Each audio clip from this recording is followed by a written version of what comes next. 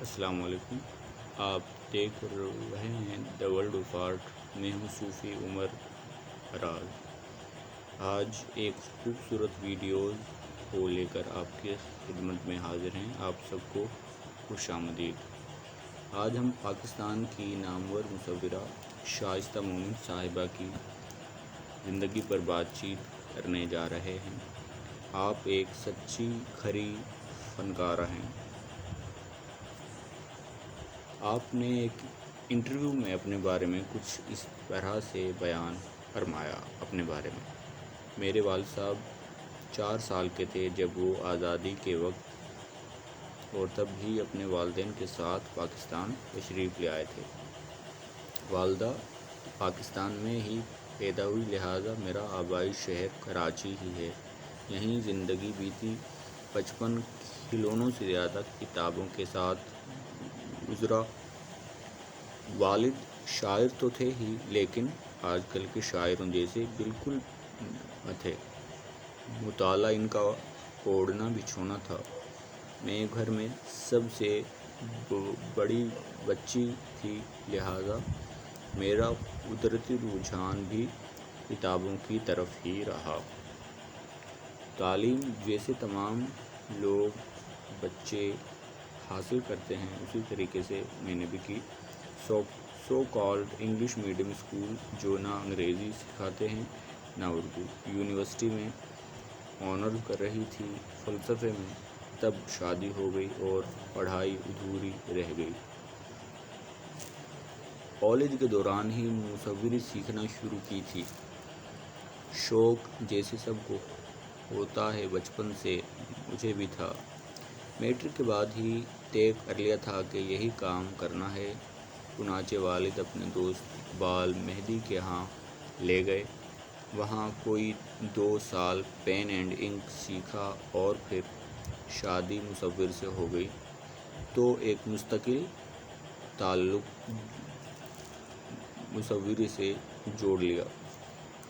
Art نے میرے لیے بہت سے رنگ بدلے ہیں۔ بچپن میں مجھے بہت مزہ آتا تھا جب میں تصویریں بنانے میں مصروف ہوتی، اور اس مزے کا کوئی مول نہیں تھا۔ آگے کہاں تک جانا ہے، کیا کرنا ہے، کیسے کرنا ہے، کب تک کرنا ہے، کچھ معلوم نہیں تھا۔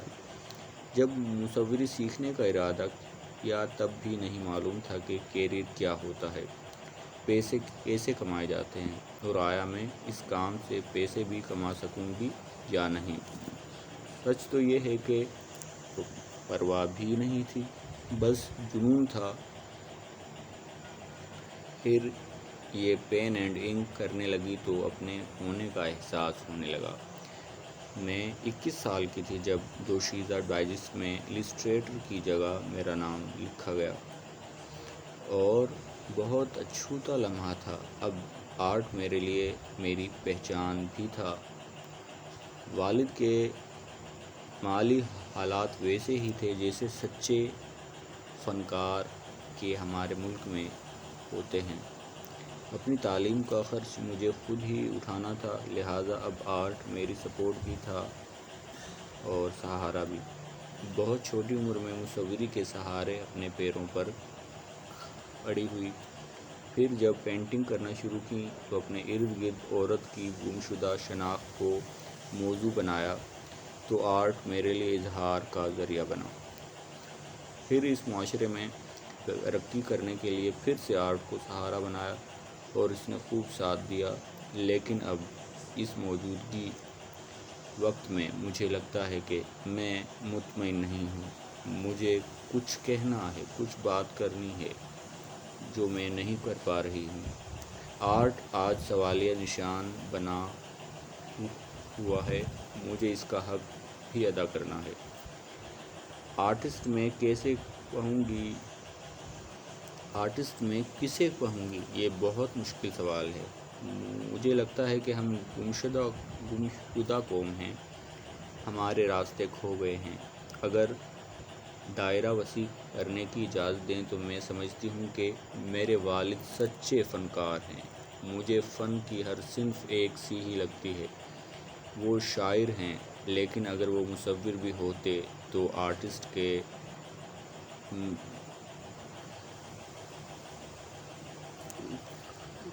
رائٹیریا پر پورے اترتے۔ آپ نے تمام زندگی زبان کے مطالعے میں گزاری، جیسے مصور ڈرائنگ کر کے اپنی ویژول ویکیبلری بڑھاتا رہتا ہے۔ آپ نے کبھی پیسے کی خواہش نہ کی، نہ شہرت کی، نہ دولت کی، نہ نام کی، بس گوشہ مشین ہو کر اپنا کام کیا اور خود اپنے لیے بہت سخت اصول و ضوابط قائم کر لیے، اپنا الگ راستہ بنایا، لیکن تمام اصول و ضوابط کے سیکھتے سمجھتے رہے۔ غزل میں ایسے ایسے مضمون باندھے جس کا لوگ سوچتے بھی نہ تھے۔ خیر، قصہ مختصر، آرٹسٹ کے پاس کہنے کے لیے کچھ ہونا چاہیے۔ اس کا مشاہدہ، مطالعہ اور تجربہ وسیع ترین ہونا چاہیے اور مستقل مزاجی اور ہمت ہونی چاہیے۔ تخلیقیت کسی کو بڑا آرٹسٹ نہیں بنا سکتی، ریاضت کے بغیر راستہ نہیں بنتا۔ رافٹ سیکھے بغیر آپ تخلیقیت کیسے دکھا سکتے ہیں؟ اور رافٹ ریاضت سے آتا ہے۔ ہاں، آج کے دور میں تو رافٹ خریدا جا سکتا ہے۔ جو مصور بڑے بڑے پروجیکٹ کرتے ہیں وہ رافٹ مین کو لیبر کی طرح خرید لیتے ہیں، لیکن آرٹ بڑے اسکیل پر ہو یا چھوٹے اسکیل پر، رافٹ اس میں سے نکالا نہیں جا سکتا، نہ ہی رافٹ میں سے آرٹ کو نکالا جا سکتا ہے۔ آج جو محض رافٹ ہے، کل تک وہ آرٹ تھا۔ یہ انڈے اور مرغی والی کہانی ہے۔ میں نے پینٹ اور انک، آئل اور ایکریلک کی میڈیمز میں کام کیا ہے۔ اب زیادہ تر ایکریلک ہی استعمال کرتی ہوں۔ میں نے بہت زیادہ نمائشیں نہیں کی، سولو شو تو ایک بھی نہیں کیا، نہ ہی ایسا کوئی شوق ہے، نہ کوئی میرے کام پر لکھے۔ ہاں، پینٹنگز بیچی بہت ہیں، بس اتنا کافی ہے میرے لیے۔ کچھ کام ایسا کرنا چاہتی ہوں کہ ایک سکھ کی سانس آ جائے، اپنے والد کی طرح مطمئن ہو جاؤں۔ ایبسٹریکٹ آرٹ میرے خیال میں جب مصور ویژول ویکیبلری میں موجود امیجنری کے ساتھ تجربات کرتا ہے تو وہ ایبسٹریکشن کی طرف چلا جاتا ہے۔ پھر فارم کے علاوہ colour, light and texture, line کے تجربات بھی اس میں شامل ہوتے جاتے ہیں۔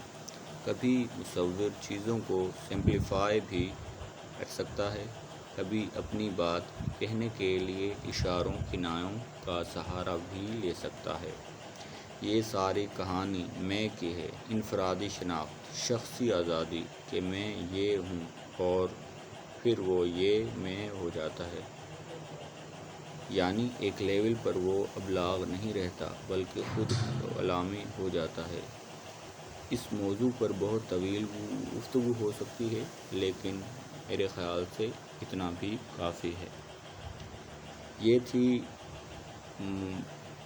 میڈم شائستہ مومن صاحبہ جو اپنے خیالات کا اظہار ایک خوبصورت پیرائے میں فرما رہی تھی۔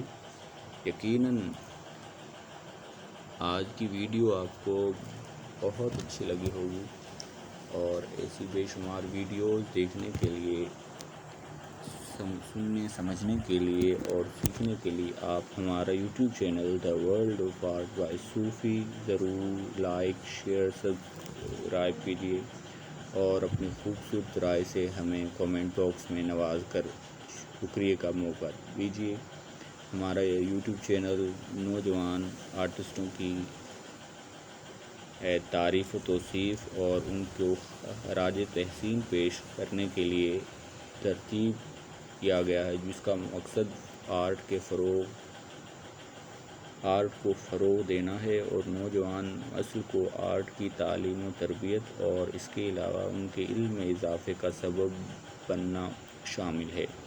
امید ہے یہ ویڈیو آپ کو اچھی لگی ہوگی۔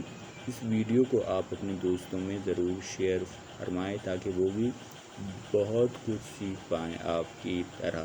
اگر اس ویڈیو میں کوئی خامی، کوئی کسر، کوئی نقص باقی ہو یا کوئی اور اس کی خوبصورتی میں اضافہ ہونے کا سبب ہو سکتا ہے تو آپ برائے مہربانی ضرور ہماری رہنمائی فرمائیے گا۔ بہت شکریہ۔ اللہ آپ کا، ہم سب کا، بلکہ تمام جہان عالم کا کارساز ہے۔ وہ آپ سب کو نیکیوں اور کامیابیاں نوازے اور آپ سب کو اخلاق کی دولت سے مالا مال فرمائے۔ Thank you very much. بہت شکریہ، بہت شکریہ۔ نوازش۔